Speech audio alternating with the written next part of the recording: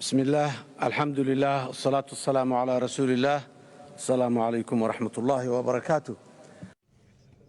God's blessings be upon you. And government's distinguished delegates, ladies and gentlemen, it's an honor and privilege to deliver the national statement of my country, Somalia, at this council, at this crucial COP27 in Egypt. I thank Egypt and President Abdel Fattah al-Sisi, as well as all other international partners for bringing us together in this,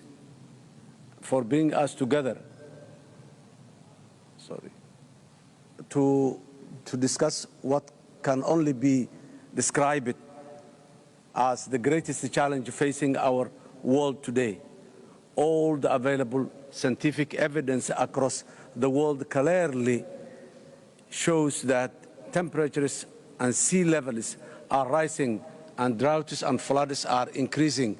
Food security is weak and climate-induced conflict over resources like water and livestock pasture are common, especially in sub-Saharan Africa, which is dealing with one of the worst droughts in the modern history. The presence of so many leaders in this meeting today gives me a confidence that not only is the issue of climate change being taken seriously internationally, but that during COP27, genuine plans and strategies will be negotiated, agreed, and implemented quickly to ensure we mitigate and adapt to its costly destructive effects across the world.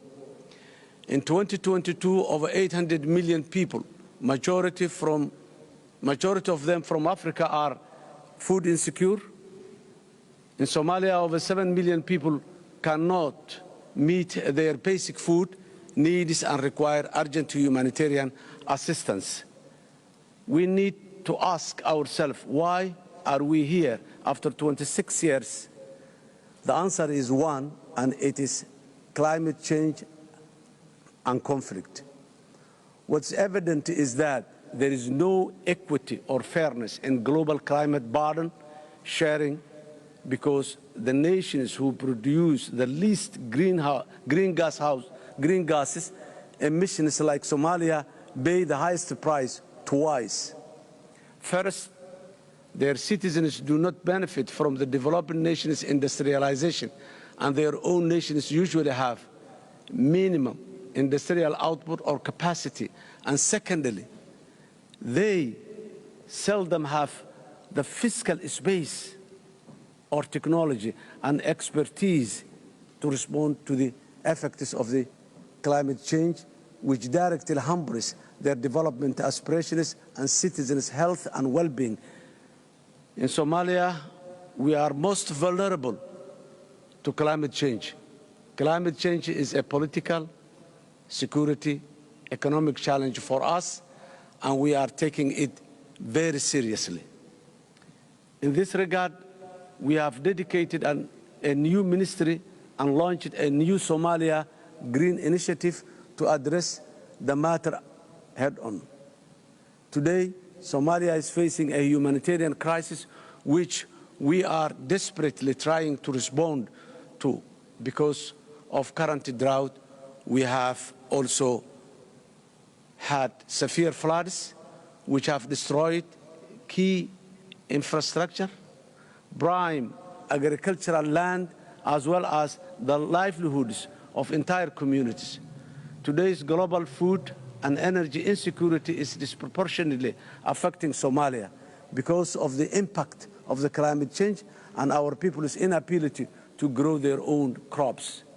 Because of the ongoing drought, as a direct consequence, urbanization and all its environmental impact are also on the rise.